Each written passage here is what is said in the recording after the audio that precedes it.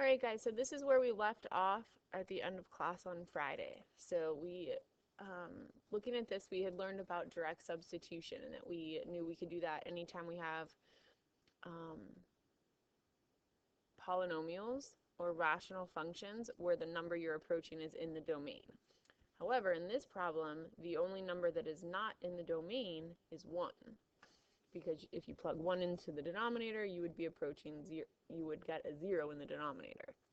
And because 1 is the number we're approaching, direct substitution will not work. So you guys were asking, like, how do you know when to use it? When do you not? Always try it. So if you tried to do direct substitution, you plug 1 in right here, you're going to get the 0 in the denominator. You can't calculate that. So always try that first, and then if it doesn't work,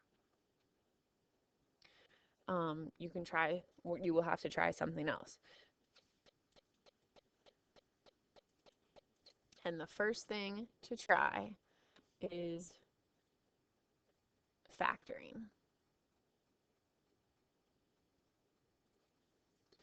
Okay, so you have to continue to write this limit as x approaches 1. You can't just work with this rational expression. You have to continue reminding yourself, I have a limit. Okay, so we're going to factor. Well, what can we factor? Hopefully you're recognizing the numerator there is a difference of squares. X squared minus 1 factors into x plus 1 times x minus 1. Okay, so that's difference of squares. If you have a squared minus b squared, it factors into a plus b times a minus b, difference of squares. And then you still have your denominator, x minus 1. Well, how was that helpful? Because now you can cancel x minus 1s. Just to remember your algebra, because sometimes students will say, well, if I can cancel that, can't I just cancel these from the beginning or cancel an x there? And absolutely not. You cannot do these. Those are binomials. So you can't cancel half of a binomial, whereas here you're canceling the entire binomial because they're the same. So just a reminder. I found that on the internet and thought it was um, funny because students always try to do it and you're not allowed. Don't kill kittens. Okay, so then what we have done is we have broken this function down, and the new function that gets created, just x plus 1, can be evaluated here by direct substitution. And of course, you would just get 2. So what we did is we computed the limit by replacing the original function by a similar function, by a simpler function that has the same limit. Okay, so the reason you are allowed to do this, if f of x equals g of x,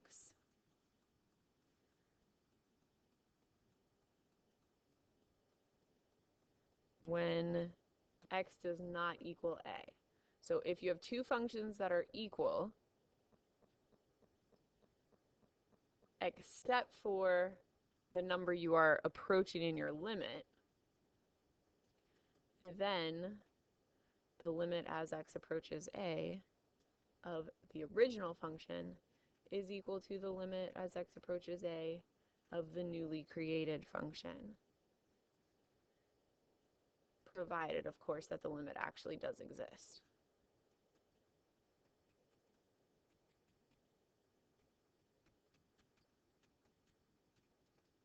So these two functions, the two functions I'm talking about, this function and this function, those two functions are not equal. They are not the same.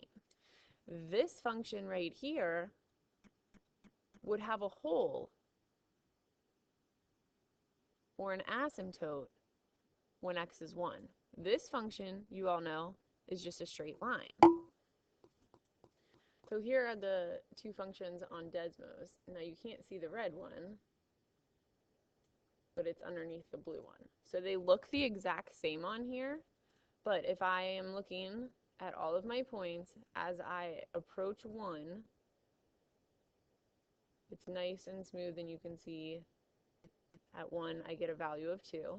But if I look at my blue line, the original function, I'm good until I get to, as I get closer and closer to 1, yes, my y value is getting closer and closer to 2, but at exactly 1, I'm undefined. So while the graphs look the same, they're actually not. And you can see that when I slide that there, the point becomes an open circle. So the two functions themselves, the functions, I'm hitting this because this is important, it's going to come up again. The two functions are not equal. But the limits as they approach 1 are equal. And because we don't care what happens at the actual number that you're approaching, we don't care about what happens at that number, this is okay to use because the only point they don't have in common is the point when x is 1.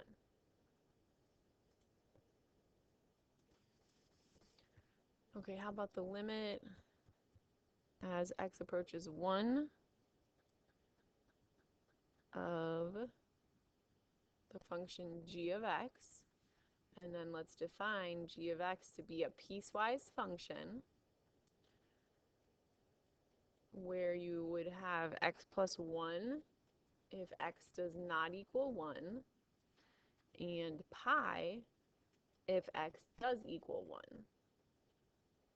So if you can imagine what this graph would look like, x plus 1, you're just going to have a straight line. But then when x is exactly 1, you're going to have a hole on your x plus 1 line, and you're going to have a defined value at pi. So just a super rough sketch, it's going to look like this, but when x is 1, there will be a hole in that line, and then your value would be at pi. All right, so the limit as we're approaching 1 certainly exists. And because we don't care what happens at exactly 1 for our limit, we can just go ahead and use this function, because this is what's happening everywhere in your function except for when x is 1. So you can do direct substitution directly into there, and you get a value of 2. 1 plus 1, 2. We don't care that the value at 1 is actually 3.14. We just want it to be what's happening around there as we approach it.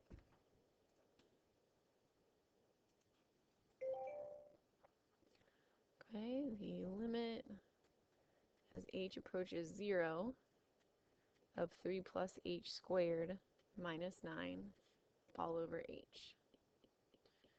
Always try direct substitution first. That is not going to work for us here. Our next thing that we suggested trying is factoring. Well, there's nothing to factor here, but kind of the opposite of that is we could expand this out. Okay, so let's try to simplify the top by expanding it out. So 3 plus h squared is 9 plus 6h plus h squared minus 9 all over h. If you need a second to write this out and do it, go ahead. If you're good enough that you know, just square the first piece, square the last piece, multiply the 2 and double it. Obviously then 9 minus 9, those are going to be gone. Those would be 0. So all we have left is this part.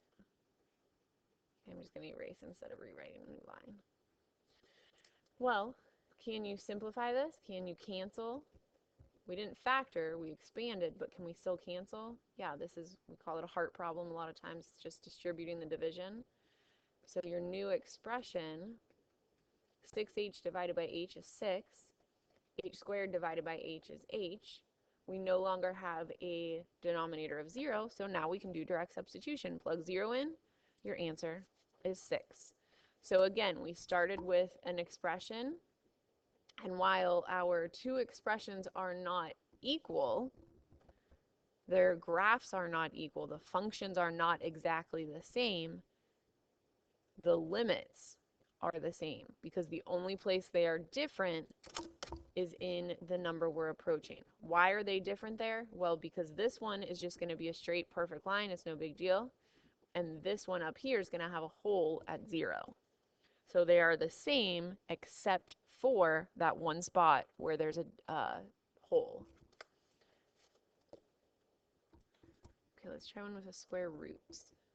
limit as t approaches 0, square root of t squared plus 9 minus 3 over t squared. Always try direct substitution first. That does not work here. We would get a 0 in the denominator. Do not be the person that says, oh, can't we just make that t plus 3? You can't do that. You can't take a square root of this and then a square root of that separately. It's a binomial. It's a square root of the whole thing. Now you could factor this. You could try to factor it and simplify it, but you can't factor that, so that won't work either. So nothing we've done so far will work. We can't factor, we can't expand, it's not a piecewise, we can't direct substitute. So the other way to try to do these is through conjugates. So what you want to do is try to manipulate this equation or this expression without changing it to get something that you will be able to direct substitute into. And this is the other way to try it. So you would want to multiply by the conjugate of wherever the complicated piece is, and that's the top part here. So t squared plus 9, and then instead of a minus, you use a plus. Hopefully you remember that's what conjugates are. Conjugates are, if you have a plus b, the conjugate of it is a minus b. Okay? But if you're going to do that in the numerator, you need to also do that in the denominator, because this whole thing is equal to 1. And so you're not actually changing the value of your function. All right, again, do not be lazy. You must write limit in front of each line. You can't take away that limit piece. Have to write it. The numerator limit, well, the first piece times the first piece here is just going to be t squared plus 9. Your square root cancels. Now, because they're conjugates, when you do this piece and this piece, they're opposite signs multiplying the same thing, they're going to cancel. And then the last piece times the last piece is minus 9.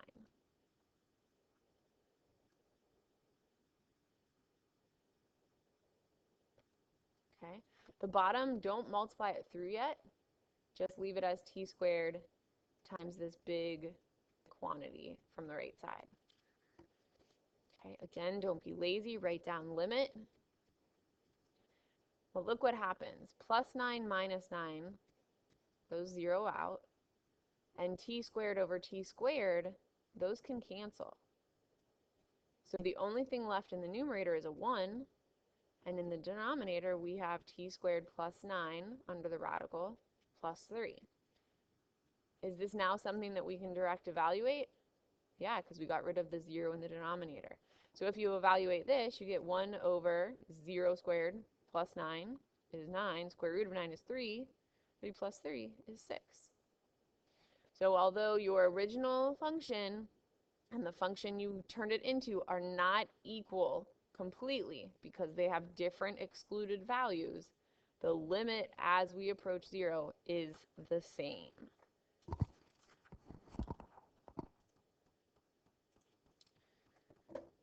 Okay, how about the limit as x approaches 0 of the absolute value of x?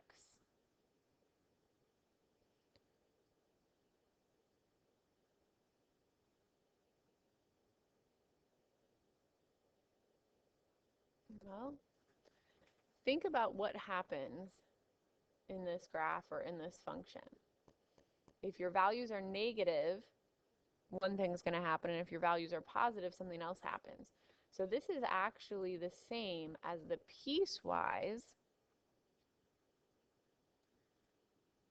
Well, maybe let's not write it like this. Let me write it like, remember that the absolute value of x is equal to a piecewise definition. If you're positive or 0, it's exactly what you plugged in. But if your x is negative, what would your answer be? So if I'm plugging negative 3 in here, my answer becomes positive 3. So it would have to be the opposite sign of the original number. So remember, when we're evaluating a piecewise one, think about how you're going to do that. Where are you going to put the 0? Well, this would definitely have to go in here, and this essentially is just the, when x is less than 0, that's the left side limit. Well, negative 0 is still 0. So we're getting a 0 from this part of it. And we do need to check it in this piece as well. We don't care what's happening at 0, but we definitely care what's happening when we're greater than 0, because we would basically be wanting to check the right side limit. Well, if I plug 0 into that, I still get 0, right? Okay, so the limit here is 0. And graphically, that should make sense, because an absolute value graph, that's supposed to be a perfectly straight line, looks like this. So although it's a sharp, jagged spot right here, it's still 0. I know that's a terrible graph, but okay, so essentially what you did is you broke this down into a left-sided limit and a right-sided limit, and they were both going to the same place. All right, and then I think the last thing, we have the squeeze theorem. Sometimes called the sandwich theorem, but I've more commonly heard it called the squeeze theorem. If you have a function f of x that is less than or equal to a function g of x that is less than or equal to a function h of x, whenever x is near a, except possibly at a. So we're saying given some x value, this statement is true. F of x, your y values of your f function are less than your y values of your g function, which are less than or equal to your y values of your h function, whenever you're close to a particular point, but maybe not at the exact point. Oops, and, not then. And the limit as x approaches a of the first function, f of x, is equal to the limit as x approaches a of the last function, h of x. So we're going to call that limit L. So the first, the f of x and the h of x have the exact same limit at that particular point. Then, what could you figure out? The limit as x approaches a of g of x has to be the same as well. And we'll draw a picture to illustrate this.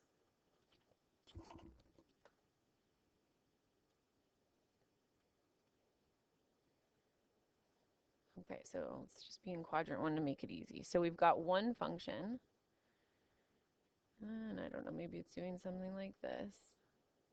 Okay, so there's my f of x.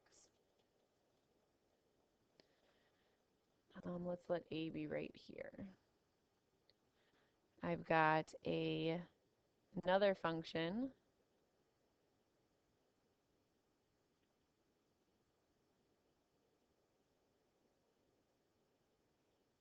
g of x. Notice so far we're good. F of x, the values are less than or equal to g of x everywhere close to a. And then maybe I've got h of x doing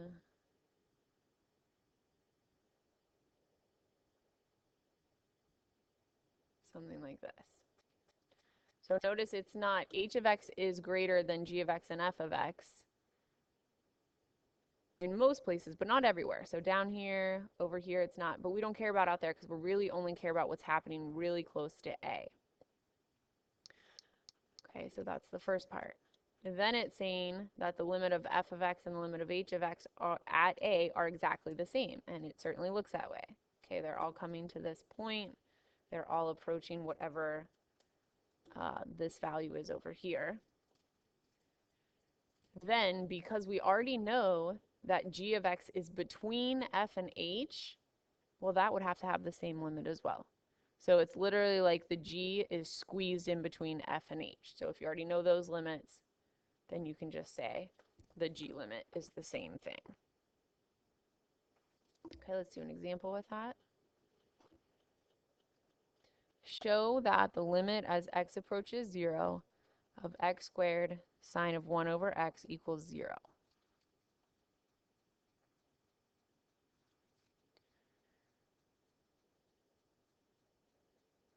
Okay, so one option would be to try to split this up, and the limit as x approaches 0 of x squared times the limit as x approaches 0 of sine of 1 over x.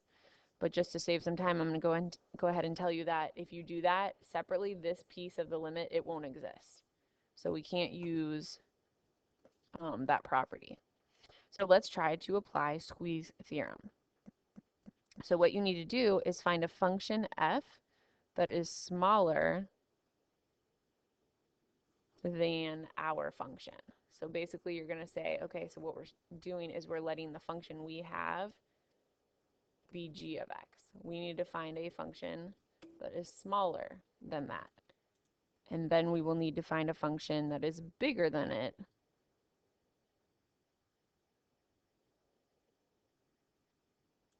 So it's kind of like we're going to build it up. So starting with your sine function, whatever you take a sine of, hopefully you remember from trig class, what is the range of sine? Well, when you take sine of something, you always have to be between -1 and 1. Okay, that's a true statement. Sine of anything lies between 1 and -1.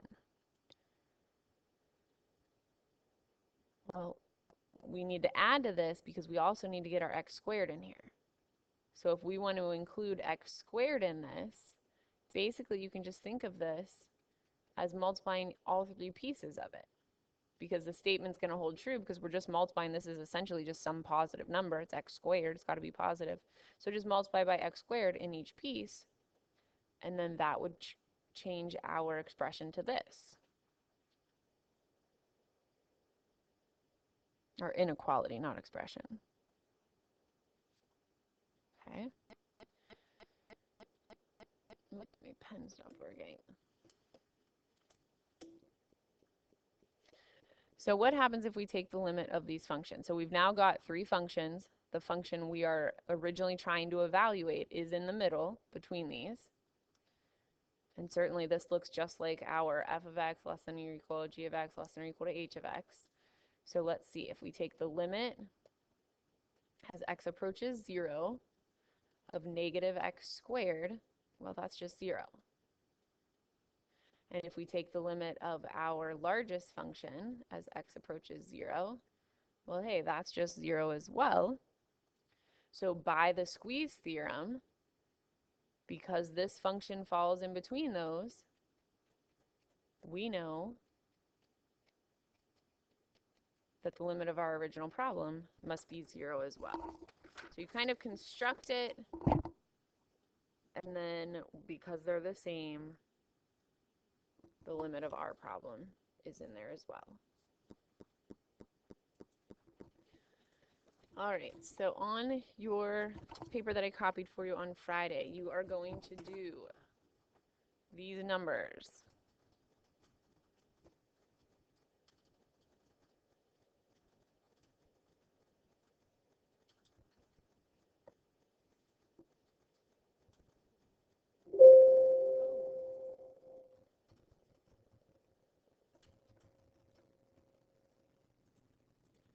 Okay, so that is what I want you guys to have done on or by Tuesday when you come back. If you have any questions as you're working, please email me, and I can help you guys with whatever you might need. And then the last thing is I would highly suggest you start thinking about this question. So read it through. It is not assigned to you yet, but I would expect it to be assigned to you when you come back. So if you want to start thinking about it, looking over that, and hopefully you heard the answer a couple times during this video. Okay, all right, hope you guys enjoy the rest of your break. Please feel free to reach out to me if you have questions on the assignment, and then of course we will discuss it as a group on Tuesday.